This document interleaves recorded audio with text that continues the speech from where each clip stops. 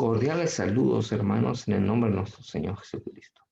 El que les habla es el pastor Luis Ardiles de la IEPRP Congregación Elim. Voy a dar lectura a Juan capítulo 19 del 38 al 42. Después de esto, José de Arimatea, que era discípulo de Jesús, pero secretamente por miedo de los judíos, rogó a Pilato que le permitiese llevarse el cuerpo de Jesús. Y Pilato se lo concedió. Entonces vino y se llevó el cuerpo de Jesús. También Nicodemo, el que antes había visitado a Jesús de noche, vino trayendo un compuesto de mirra y de aloes como 100 libras. Tomaron pues el cuerpo de Jesús y lo envolvieron en lienzos con especias aromáticas, según es costumbre sepultar entre los judíos. Y en el lugar donde había sido crucificado había un huerto, y en el huerto un sepulcro nuevo, en el cual aún no había sido puesto ninguno. Allí pues por causa de la preparación de la Pascua de los judíos y porque aquel sepulcro estaba cerca, colocaron a Jesús. Hoy día tocaremos el tema de la sepultura de Jesús. Dos cosas importantes que vamos a tocar acerca de la sepultura de Jesús. La primera, la sepultura de Jesús enfatiza, testifica de la realidad de la muerte de nuestro Señor. Y segundo, la sepultura de Jesús exalta su poder sobre la muerte. Muy bien, vamos a tocar la primera. La sepultura de Jesús testifica la realidad de la muerte de nuestro Señor. ¿Por qué decimos esto? Sencillamente porque Juan nos presenta los testigos de la sepultura o de la muerte de nuestro Señor. Muy bien. Entre estos testigos se encuentra Poncio Pilato, gobernador de Judea, quien da la orden para que se lleven el cuerpo de Jesús de la cruz, o bajen el cuerpo de Jesús de la cruz. Usted entenderá que Pilato tenía la seguridad de que Jesús había muerto. No le convenía entregar a un Jesús vivo. Sabía que había muerto. Y por eso se lo entrega, no tiene ningún problema. Porque tendría un gran problema si lo entregara vivo con los judíos de la época. Segundo, testigos, está José de Arimatea y Nicodemo, ambos juntos se presentan para poder solicitar a Pilato el cuerpo de Jesús. Y un testigo o testigos que se menciona tácitamente son los soldados que estaban ahí, los cuales bajaron el cuerpo de Jesús ya muerto y se lo entregaron a José de Arimatea. Estos soldados era imposible que cumplieran esa orden a menos que Jesús haya muerto, y Jesús estaba muerto. Y por eso entregaron el cuerpo. Si hubiese estado vivo, no hubiesen cumplido la orden de Pilato seguramente, hubiesen pasado la voz a Pilato inmediatamente. Segundo lugar, quiero que noten algo. En el 38 y en el 40 se nota una expresión, el cuerpo de Jesús, el cuerpo de Jesús. El cuerpo de Jesús se lo llevan, el cuerpo de Jesús lo envuelven en lienzos con especias aromáticas para sepultarlo. Si usted está de acuerdo conmigo, ningún alma, ningún ánima, ningún espíritu lo llevan a la sepultura. Tampoco le echan formol para velarlo. Es imposible, ¿cierto? Si usted conoce a alguien así, al cual se ha llevado su alma a la sepultura y le han hecho honores al alma en ese momento, creyendo que el alma está presente y lo están cargando al alma, entonces me pasa la voz. Muy bien. Juan estaba muy, muy interesado en esto, en demostrar que Jesús había muerto realmente. ¿Saben por qué? Porque entendió Juan que la muerte de Jesús perdona nuestros pecados, lleva nuestros pecados ahí. La condenación y la ira desaparecen cuando uno cree en Jesús. Para Juan Él es el Cordero de Dios que quita el pecado del mundo. Y también nos dice en Juan, en el Evangelio de Juan, yo soy el buen pastor da la vida por sus ovejas. ¡Qué maravilla! ¿Cierto? Entonces, era importante para Juan que tú y yo entendamos que, que la muerte de Jesús fue real, fue real. No que pues, se bajó por allí, que de la cruz y que estuvo caminando por la India y una serie de tonterías, ¿verdad? U otras teorías acerca de que Jesús estuvo vivo. No, Jesús realmente estuvo muerto, ¿cierto? Estuvo muerto. Y su muerte se aplica también a todos los que creen, a la vida de todos los que creen. Segundo lugar, quiero que veamos la sepultura de Jesús exalta el poder sobre la muerte. ¿Cómo lo observamos? Dios sigue bajo el control de todo lo que sucede. La sepultura era el cumplimiento de Isaías 53:9. Fue crucificado y muerto entre malhechores. Pero es sepultado como rey. Un sepulcro nuevo, no había sido nadie puesto ahí jamás, reservado exclusivamente para Jesús. Un sepulcro costaba mucho. Dios estaba dirigiendo los detalles de la sepultura. Dios estaba dirigiendo los corazones de creyentes y no creyentes para este evento de la sepultura.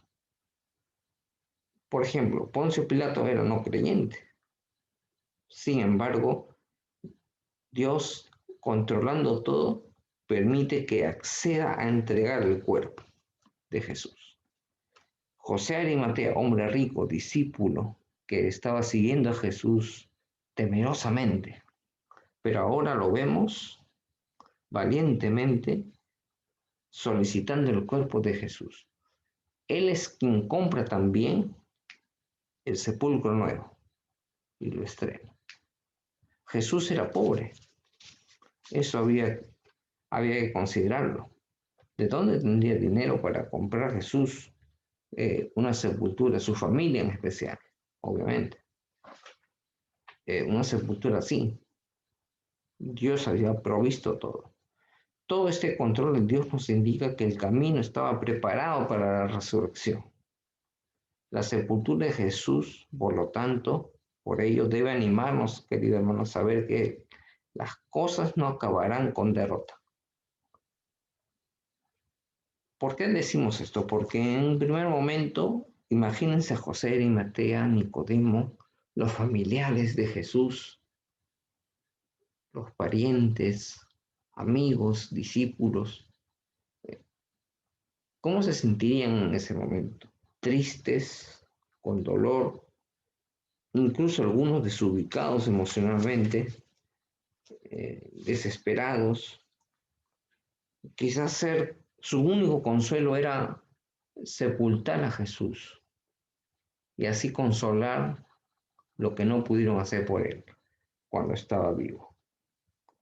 Hay dolor, tristeza hoy día en estos momentos en el Perú por lo que está ocurriendo alrededor nuestro. ¿En qué iglesia, en qué casa no se ha perdido un amigo, un pariente, un conocido que nos ha afectado?